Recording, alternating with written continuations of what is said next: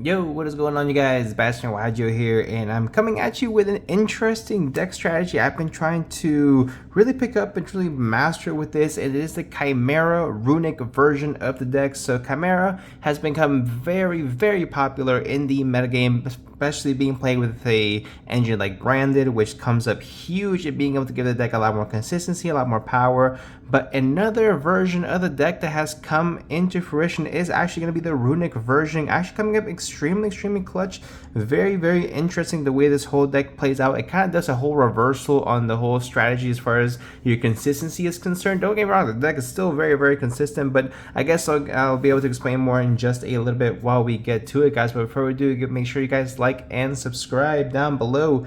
Now, without further ado, let's go ahead and get right into it. So we are still playing the same initial engine of 3 Quaddle and 3 copies of Sword Knight. Now, normally in branded strategies, this is going to be standard, so there's no reason to talk about this anymore. But in branded versions of the Chimera strategy, you play 3 Gazelle and 2 Baphomet. In this version, we are going to go ahead and switch it up and play 3 of the Baphomet and 2 of the Gazelle. So the reason why we're doing this, guys, is normally in the branded strategy, you're going to be playing a lot of Fiend monsters, especially coming out of your extra deck with the branded fusion. There's so much more accessibility to Fiend style cards. In this deck, you have a lot more accessibility to beast monsters, with the exception of the access, I should say, of the Runick cards, all getting you access to Gary, which is a beast monster, which then you can go ahead and use to fusion summon with. So with that being said, guys, you have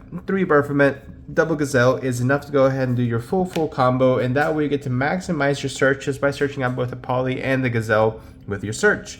We are still playing the Edge and Package 2 Chain, 2 Patchwork, and 2 Poly. I think that's still correct, guys. Being able to make sure you're able to have, again, the most consistent cards deck possible is going to be absolutely super key. I'm still trying to get my alternative art polymerizations, but besides that, I think this engine is just super nuts. I mean, the fact that the whole engine itself nets you a plus like 2, because this searches you Patchwork searches you Edge and Chains, and the polymerization, which polymerization, of course, in the graveyard helps you out with your making your Guardian Chimera untargetable, and also gives you additional fusion fodder in your hand immediately right off the bat.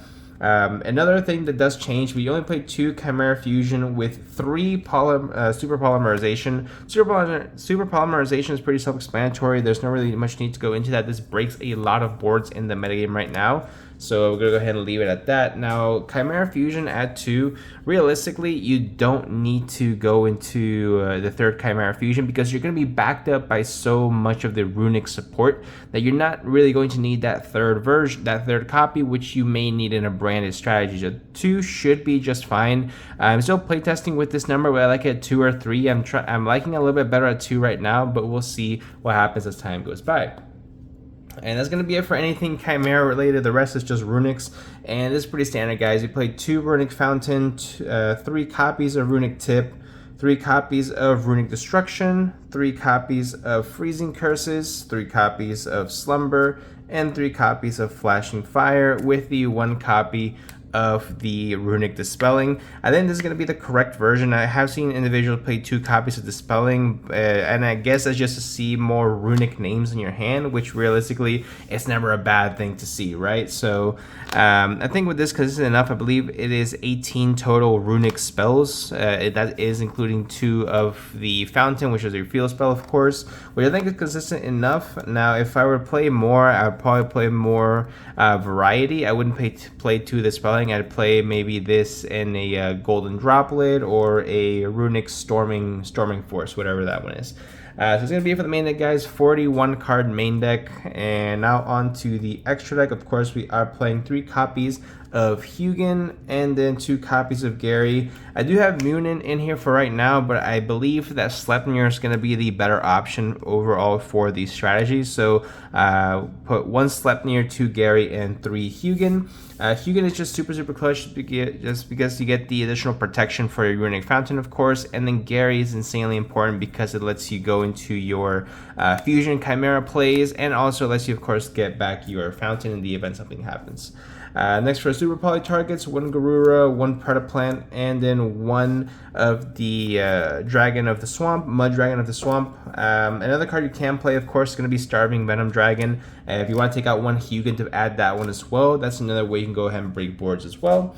So that would come up super huge in the case your opponent is playing a more dark-based strategy.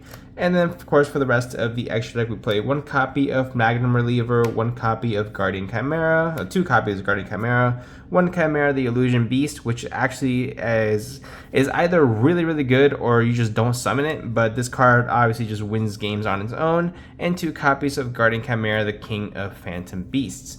So that's going to be it for the actual profile, guys. Honestly, I am liking the strategy. I don't know if I like it more than the branded version of the deck. I definitely see why some individuals may gravitate a little bit more towards this. I mean, it has a lot of versatility as far as what it can do. It has a lot more of a grind game, being able to go into the Runick cards, which normal branded Chimera tends to run out of resources pretty quick, while the Runick cards help it just recycle all of its resources as well. So that is something to keep in mind also by adding more cards into your hand. It's never a bad thing, especially because you're going to be adding a lot of fusion material. If you're not adding fusion material, you're adding interruptions to go up against your opponent. So overall, I think the logic behind this deck is very solid. I think that the intention behind this deck does make sense. It's tough to figure out, like I said, which one I like better. Like I said, I'm leaning a little bit more towards still the branded Chimera version, but it is up to you guys to decide which fits your playstyle a little bit better. So let me know what you guys think in the comment section down below. If you guys want to go ahead and see more of this, make sure you guys comment down below, like, subscribe, and I'll see you guys in the next one.